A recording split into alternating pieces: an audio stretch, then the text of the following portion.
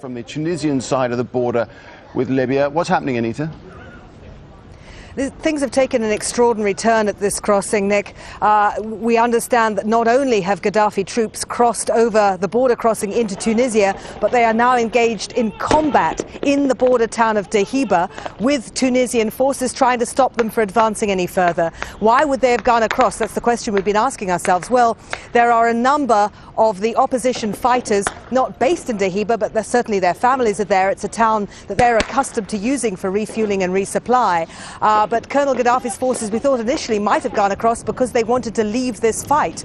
The fact that they're now engaged in combat with the Tunisian military takes this into another realm entirely. Up till now, the Tunisians have been very hands-off, very Swiss about this whole conflict, trying to be fair to both sides, trying not to come down harder on one side than the other. And in fact, yesterday, when the fighting kicked off at the border posts, the Tunisian military and police downed tools and legged it. They actually left the border post, abandoned it, and it was only angry people from the town of Dehiba telling them to go back and take their positions and protect the town that forced them to re-engage. But now the battle has actually come to them. We understand that Tunisian military have captured 7 vehicles belonging to Gaddafi's forces.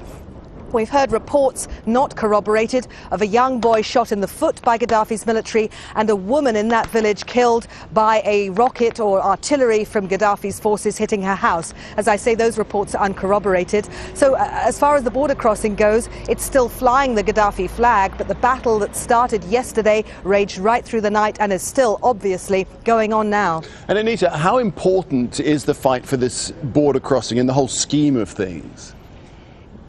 It's important in 2 levels. For the opposition fighters, it is their lifeline, quite literally. This mountain region, it's an enormous portion of western Libya, is absolutely dependent on the movement of supplies, medical equipment, and being able to move their injured back across into Tunisia for help. And that is what they've been able to do to a limited degree using old smuggling routes through the border. But when they took the border crossing last week, they were able to move massively and really consolidate their gains in that region. There was also an exodus of people from there. Many families sent their vulnerable people, their elderly, their children, their women into Tunisia for safety because it was quite apparent that the battle was going to get more serious. So for the rebels, an absolutely crucial supply route. But for Colonel Gaddafi, a problem on many levels. Symbolically, this was an enormous defeat. Symbolically, this was a tremendous blow to his position, what he maintains, that in fact the rebellion is limited to the east of the country and the west belongs to him. This quite clearly demonstrated that that was not the case.